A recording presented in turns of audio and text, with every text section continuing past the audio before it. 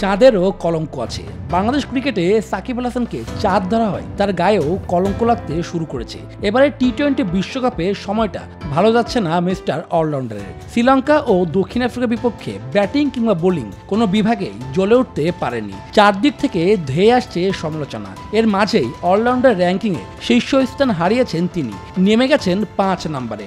আর শীর্ষে উঠেছেন আফগানিস্তানের মোহাম্মদ নবী। ব্যাটিং ও বোলিংয়ে বড় লাফ দিয়েছেন তাহিদ হৃদয় ও মুস্তাফিজুর রহমান। হৃদয় 32 ধাপ এগিয়ে আছেন 27 নম্বরে, আর মুস্তাফিজের অবস্থান 13 নম্বরে।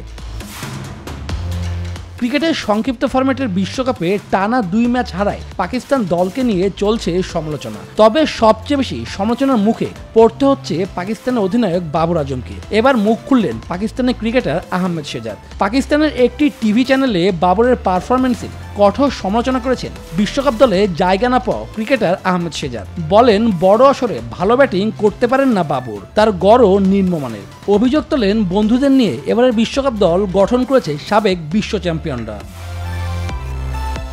শুরুটা হয়েছিল অনুশীলনের মাঠ নিয়ে। টি-20 বিশ্বকাপ খেলতে গিয়ে রাস্তার ধারে খোলা পার্কে অনুশীলন করতে হয়েছে রোহিত শর্মা, বিরাট কোহলিদের। এবার আরও এক অব্যবস্থাপনার শিকার ভারত দল। হোটেলের জিম ব্যবহারই করতে পারেননি রোহিতরা।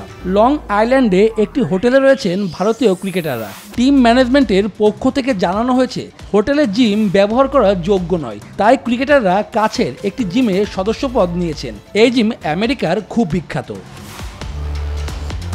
শুভদেবনাথ, নিউজ 24।